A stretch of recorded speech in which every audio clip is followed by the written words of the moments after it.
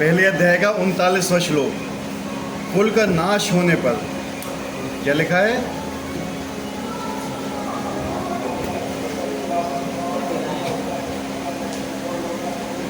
क्या लिखा है? पढ़ेगा कोई? उसका अनुवाद पढ़ दो बस।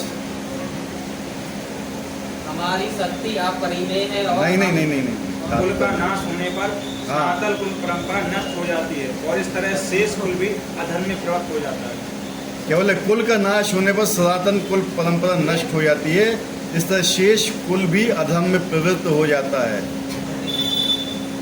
ठीक है, उसके आगे नेक्स्ट वाला पढ़ो, 40वां। हे कृष्ण, जब कुल में अधर्म प्रमुख हो जाता है तो कुल की स्त्रियां दूषित हो जाती हैं और स्त्रीत्व के पतन से हे वृषनिवंशी अवांछित संतानें उत्पन्न होती हैं। नेक्स्ट वाला मृगांक जी पढ़िए, 41वां 41। अवांछित संतानों की वृद्धि से निश्चय ही परिवार के लिए तथा पारिवारिक परंपरा को विनष्ट करने वालों के लिए नारकीय जीवन उत्पन्न होता है। ऐसे पतित कुलों के पुरखे पितर लोग गिर जाते हैं क्योंकि उन्हें जल तथा पिंड दान देने की क्रियाएं समाप्त हो जाती हैं। आगे वाला 42वां। जो लोग कुल परंपरा को विनष्ट करते हैं और इस तरह अवांछित संतानों को जन्म देते हैं, उनके दुष्कर्मों से समस्त प्रकार की सामुदायिक योजनाएं तथा पारिवारिक कल्याण कार्य विनष्ट हो जाते हैं। नेक्स्ट पढ़िए। कपिल 43। परंपरा से सुना है कि जो धर्म का नाश करती है वे सभी नरक में वास करते हैं। ये किस लिए पढ़ा रहा हूँ मैं? हैं? आगे जाइए तो। आज से पिता शुरू हो रहे हैं, तो बहुत लोग मानते नहीं हैं, लेकिन इसका वर्णन कहाँ पे है? गीता में, भगवत गीता में। आज से पुलखे लग रहे बोलते हैं ना, समझ रहे ना? कौन होते हैं पितर लोग? इसमें क्या बता रहे हैं? जल तथा पिंड दान देने की क्रियाएं समाप्त हो जाती। क्यों क्रियाएं समाप्त हो जाती हैं? उससे पहले वाला श्लोक पढ़ो। अवांछित संतानों की वृद्धि से, जब कुल की परंपराएं नष्ट हो गई हैं। आजकल कोई परंपरा बची है कुल में? केवल अवांछित संतानें ही उत्पन्न हो रही, यही स्थिति है आजकल के समाज की।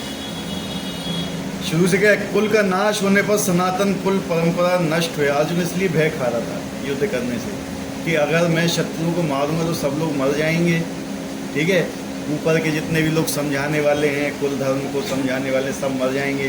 कुल की परंपराएं नष्ट हो जाएंगी। कुल की परंपरा नष्ट होने से पूरे कुल में अधर्म प्रवृत्त हो जाएगा। जब अधर्म बढ़ेगा कुल में तो स्त्रियाँ दूषित होंगी। स्त्रियों के दूषित होने से अवांछित संतानें उत्पन्न होंगी। ठीक है, और उसके लिए जब अवांछित संतान उत्पन्न होंगी तो परिवार के लिए पारिवारिक क्या है? परंपरा हो विनष्ट करने वालों को नारकीय जीवन उत्पन्न हो जाएगा। आजकल यही स्थिति आ गई है। क्या स्थिति है कलयुग में? यही स्थिति आई कि सारी संतानें अवांछित हैं। क्या है? अवांछित, किसी लायक नहीं है। अवांछित संतानें उत्पन्न हुई। ठीक है, उन्हें जल तथा पिंड दान देने के लिए समाप्त हो जाती हैं। आजकल किसी बोलो भैया पुरखों को जल देना है, क्या बोलते हैं? ढोंग है। पंडितों ने अपने खाने के लिए बना लिए है कि नहीं? यही है ना, ये बोलते हैं लोग। लेकिन भगवत गीता में साफ लिखा हुआ है पिंडदान और जलदान ये देना चाहिए। जब देते नहीं है ना तो ये जो पुरखे होते हैं ना, इनका पतन हो जाता है पितरलोक से। पितरलोक क्या होता है मालूम? पितरलोक क्या है? बेसिकली कॉमन सेंस लगाइए, पितरलोक क्या है? जब तक उन्हें अगला लोग नहीं मिलता तो है वेटिंग रूम, पहले बताया था ना। पेंडिंग फाइल बोल सकते हैं इसको। अगर कोई व्यक्ति दुष्कर्म करता है और शरीर त्याग देता है तो नरक में जाता है, और बहुत अच्छे कर्म करता है स्वर्ग चला जाता है।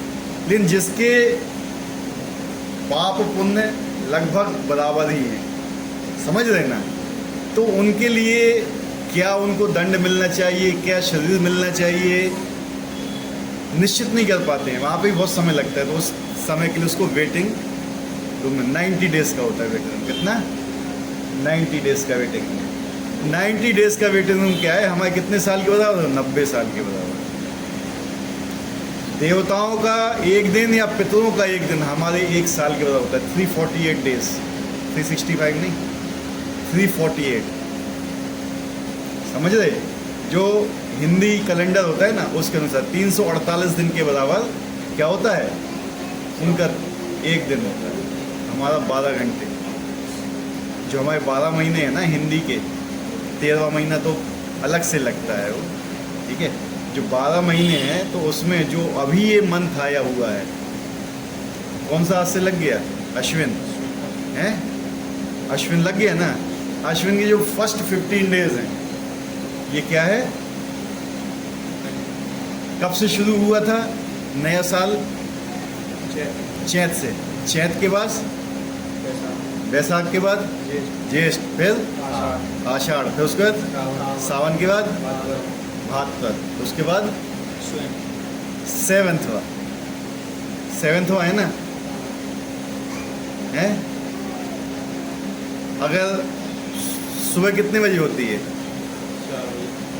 4 बजे तो ब्रह्म मुहूर्त होता है। अप्रोक्सीमेट मान लो 6 बजे, 6 और 7 1 बजे। लंच कितने बजे होता है नॉर्मली? हैं? भगवान को भोग कितने देर के लिए लगाते हैं? देवता 15 मिनट में भोजन या पितृ 15 मिनट में भोजन कर लेते हैं। समझ रहे सेंस? ये कितने दिन का है? यानी देवताओं के कितने मिनट्स हो गए वो? 15 डेज, 15 मिनट्स देवताओं के। उन्हें 15 मिनट का समय मिलता है भोजन करने के लिए। हमारे 15 दिन मतलब उनके 15 मिनट के बराबर होते हैं। जो पितरों का 15 मिनट है वो हमारे 15 दिन के बराबर होते हैं, ठीक है। मतलब उनकी सुबह से शाम तक हुई वो हमारा 1 साल बीत गया। समझे बात को? 1 साल हमारा दिन रात मिला के बात कर रहा हूँ मैं, ठीक है। रात भी है उसमें कहूँ तो वो क्या होता है? बीत जाता है। तो 15 मिनट का जो समय होता है उसमें पुरखे जो होते हैं वो हमसे भोजन की आशा करते हैं।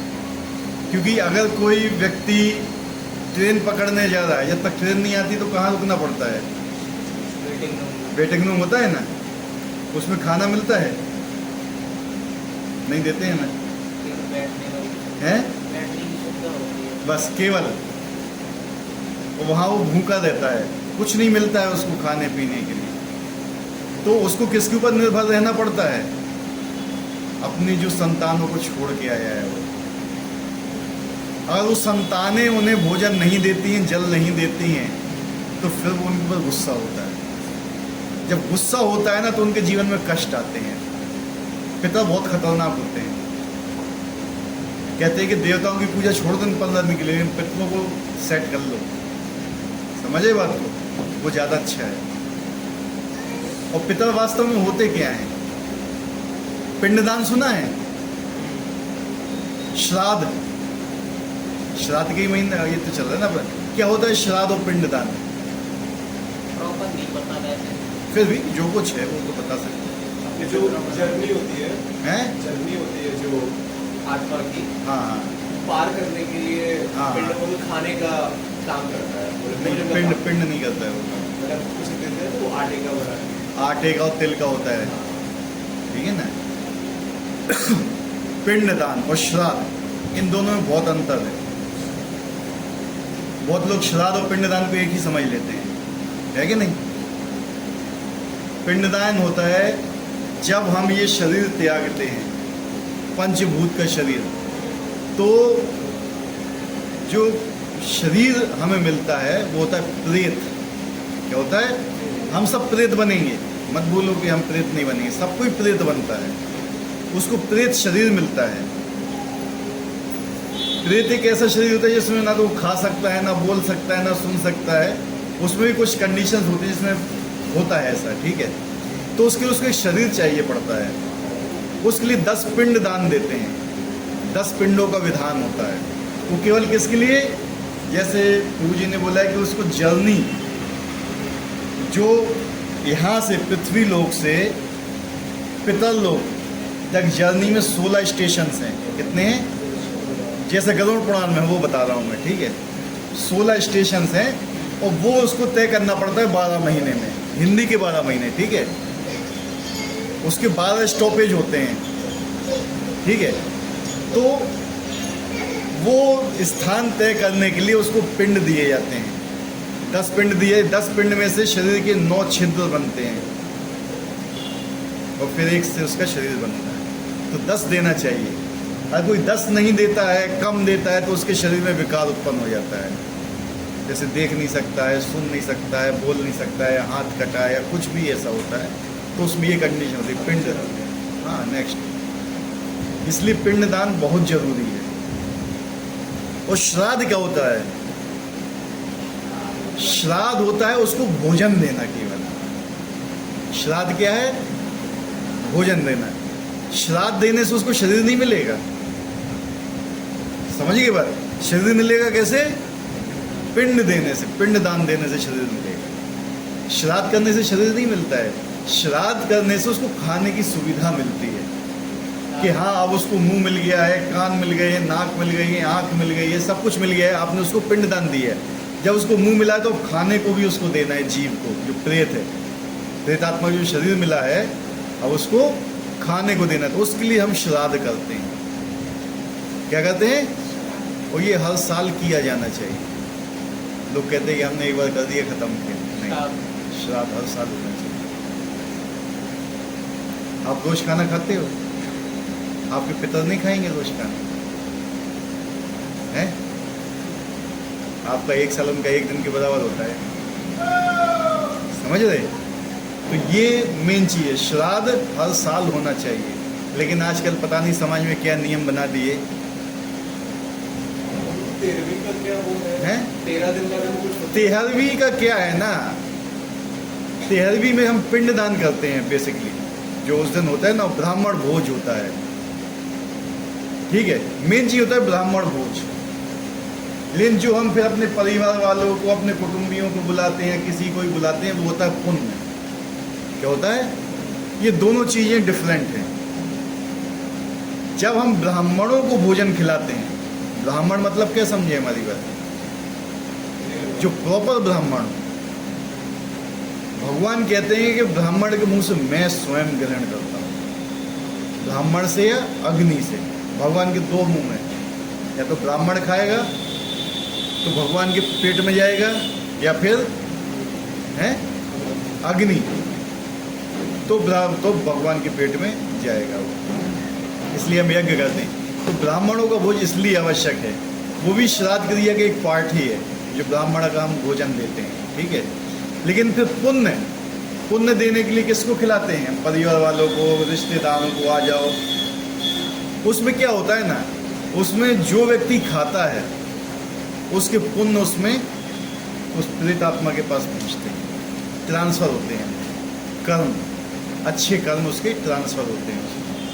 वो होता है 13वीं का सिद्धांत, ठीक है। यानी उसको खाना भी मिल गया, साथ में उसको कुछ पुण्य भी मिल गए। ऐसा होगा कि मापदंड ये नहीं होने मिलेगा। लेकिन अभी बात ये है ना कि पुण्य कौन दे सकता है? जिसके पास हो। समझे बात को?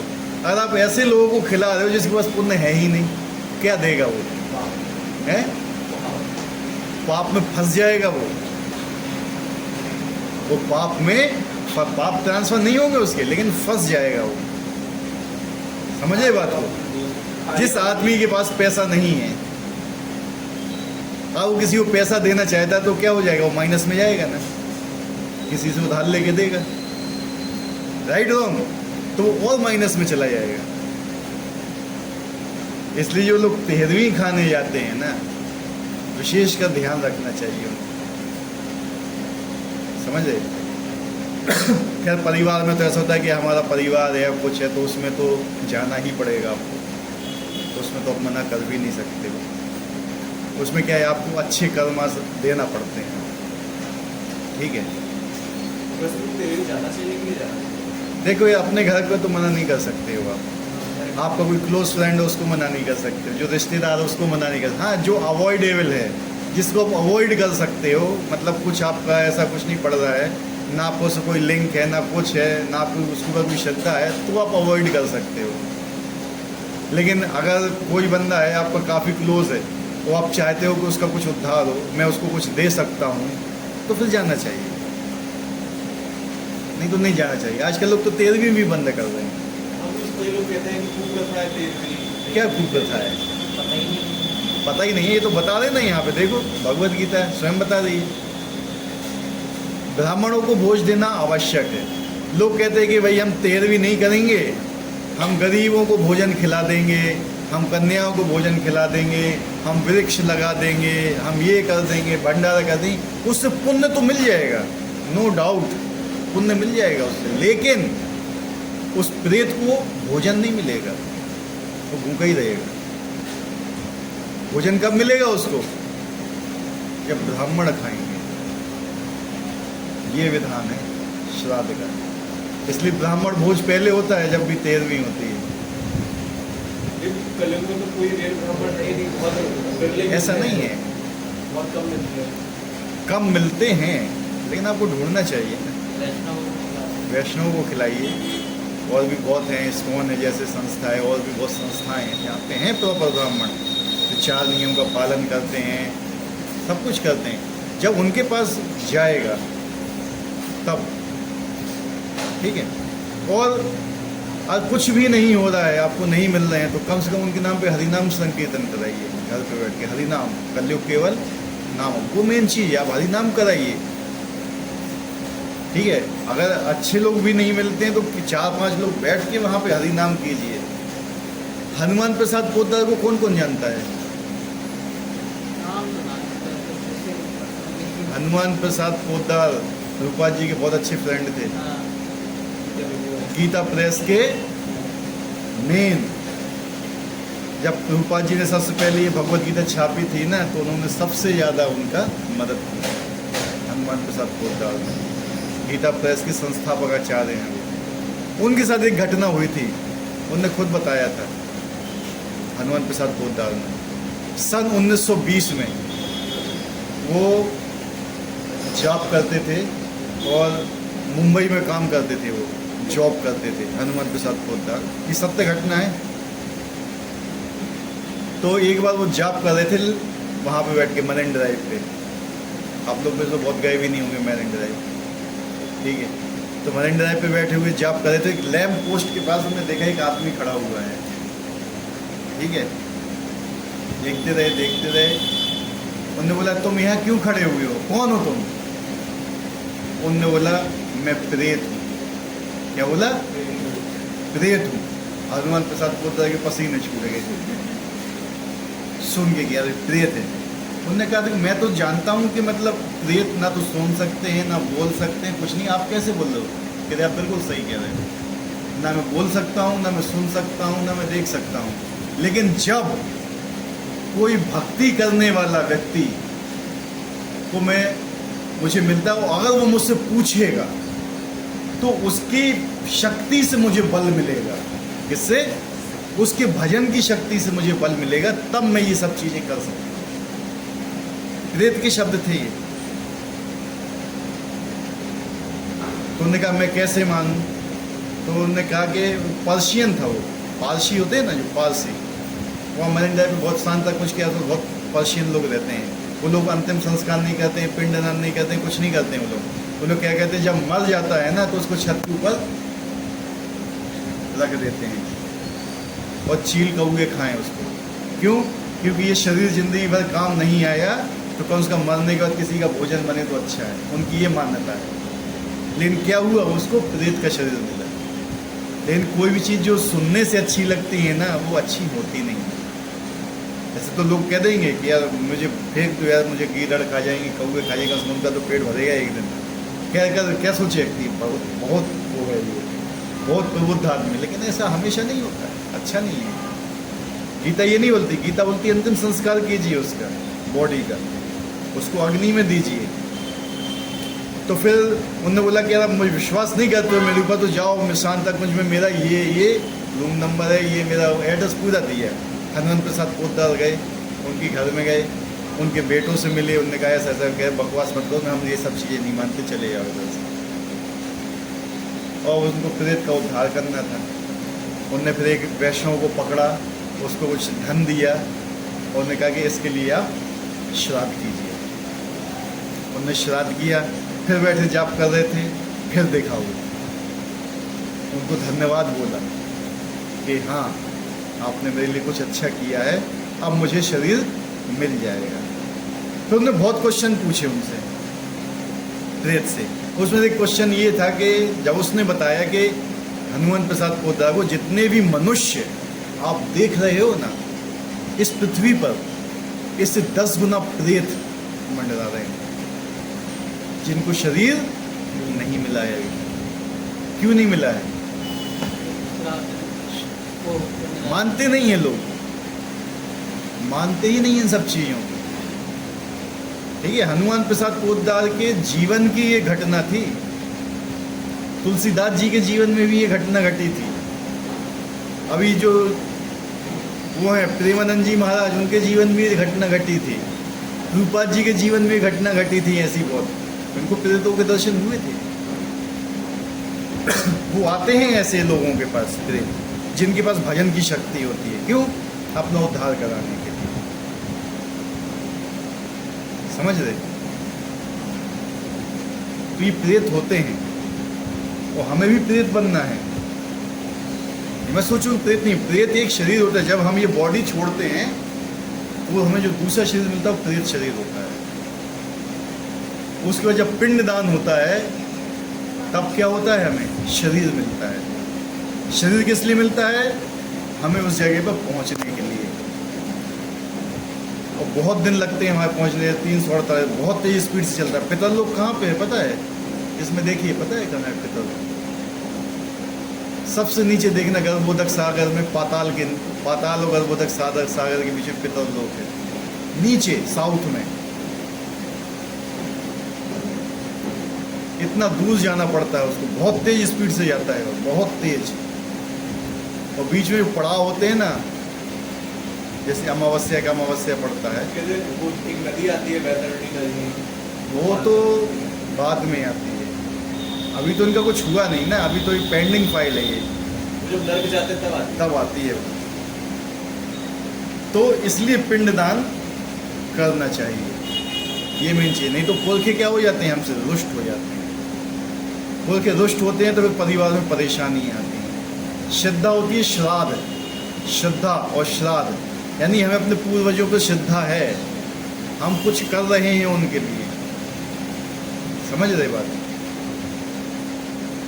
ये मेन चीज़ है। अगर घर में किसी की परेशानियां हैं, मतलब किसी के घर में कोई बीमारी बनी हुई है बहुत लंबे समय से, पीढ़ी दर पीढ़ी चल रही है, तो 100% है कि उसके घर के पुरखे तृप्त नहीं है, उनको जल नहीं मिल रहा है, उनको पिंड बस श्राद्ध नहीं हो रही। सिंपल बात।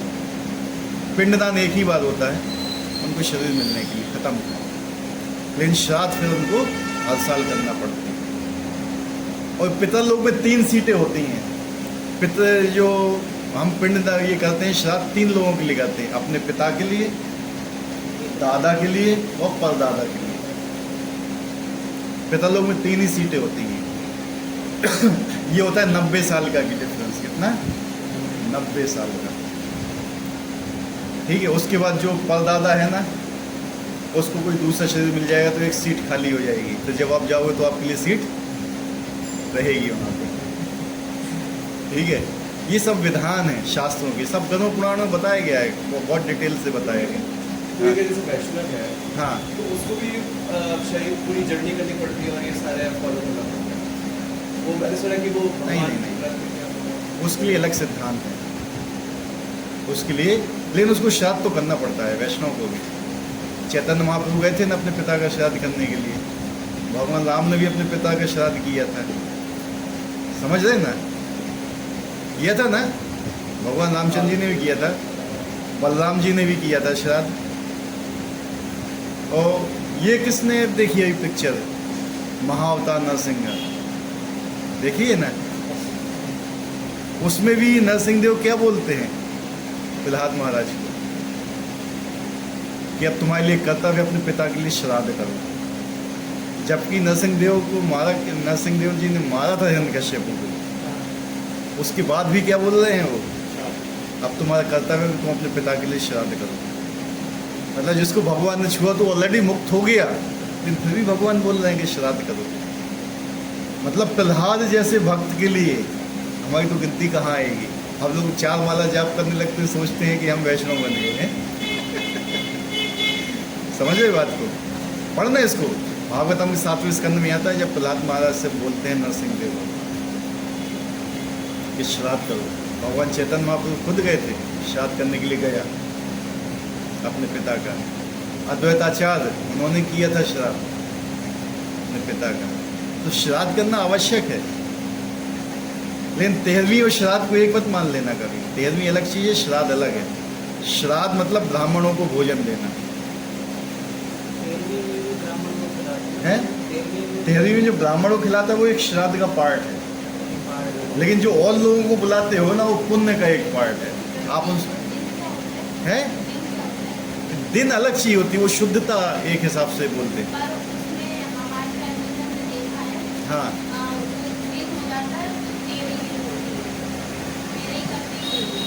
श्राद्ध भी नहीं करते। हाँ पिंडदान उसी दिन कर दिया। हाँ हमने वही चीज़ बताया ना, कन्या को खिलाने से पुण्य मिलता है, भोजन नहीं मिलेगा जीव को।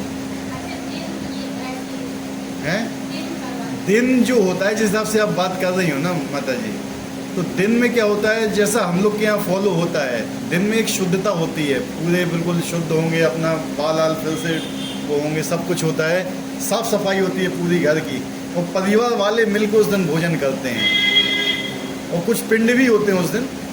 ठीक है, 13 दिन का जो होता है ना, 13 दिन के अंदर हमें 10 पिंड दान करना पड़ते हैं। हाँ वही चीज़ है ना, वो चीज़ खतरनाक है। मतलब जो आपका पूर्वज जो गए इन शरीर छोड़, उनको शरीर मिले ही नहीं, इन 13 दिन के अंदर 10 पिंड दान करना पड़ते हैं। या तो रोज एक करो, या कुछ जैसा भी है, किसी की 10वीं होती है, किसी की 11वीं होती है, ऐसी किसी की 13वीं होती है, इस हिसाब से होता है ना। तो 13 दिन से पहले पहले आपको 10 पिंड दान करना है हर हाल में। अब ये नहीं होता है तो खतरनाक है, जीव को शरीर ही नहीं मिलेगा। कैसे पता आपको अच्छा इंसान? हाँ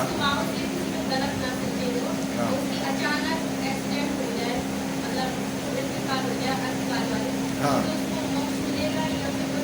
देखिए बात ये होता है कि इसकी जो गणना होती है अच्छे काम और बुरे काम, इसकी गणना तो होती है यमराज जी के पास में। अच्छे काम क्या कहता है, काम शास्त्रों के अनुसार कर रहा है, अच्छे या किस हिसाब से पुण्य मिलेगा, और अच्छे काम में लगा हुआ पुण्य काम में लगा तो स्वर्ग की तरफ जाएगा वो। लेकिन कभी कभी ऐसा हो सकता है अनजाने में बुरे काम भी हो जाते हैं। ठीक है, ऐसा नहीं कि हम लोग जो सब काम करते हैं वो अच्छे भी करते हैं। आप भी रोटी बनाती हैं घर में, ठीक है, बहुत से काम करते हैं, उसमें बहुत से जीव मरते हैं, आपको भी पता नहीं है, लेकिन हत्याएं तो हो रही हैं ना, उसका पाप कौन लेगा? लेंगे ना। तो उसमें ये नहीं बता सकते कि आप ठीक है सब चीज़ अच्छा कर रही हैं घर में, लेकिन कुछ चीज़ ऐसी भी होती हैं जो गलत हो जाती हैं, उसके लिए क्या है, उसका तो भोगना हम ही को ही पड़ेगा ना। इसलिए कहते हैं कि नाम जाप करो। ठीक है, तो अचानक मृत्यु हो रही है, कुछ भी हो रहा है, लेकिन पिंडदान तो होना ही चाहिए। इसलिए यहाँ पे भगवान स्वयं बोल रहे हैं ना अर्जुन के लिए। बहुत लोगों को सुना है कि इन्होंने तो गया जी छोड़ आएगा, क्या होता है गया जी छोड़ना? या देखो, लोग अपने कर्तव्य से बचना चाहते हैं। जैसे मतलब वहाँ छोड़ दिया तो उसके बाद मतलब नहीं कर रहे तो गलत है, वो गलत है टोटली। तो भी उन्होंने मतलब करना चाहिए यार हर दिन। छोड़ाए का मतलब क्या है, हम अपने माता पिता की हमारी कोई जिम्मेवारी नहीं है, वही चीज़ तो जिम्मेवारी क्यों नहीं उठाना चाहते हो आप?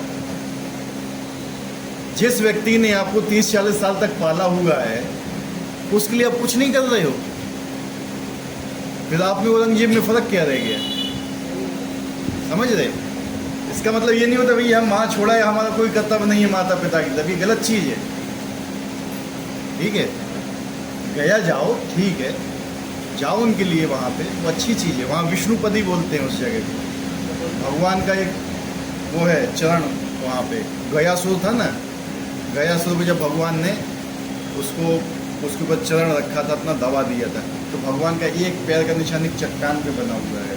विष्णुपदी बोलते हैं उसको, विष्णुपाद कुछ भी बोल सकते हैं।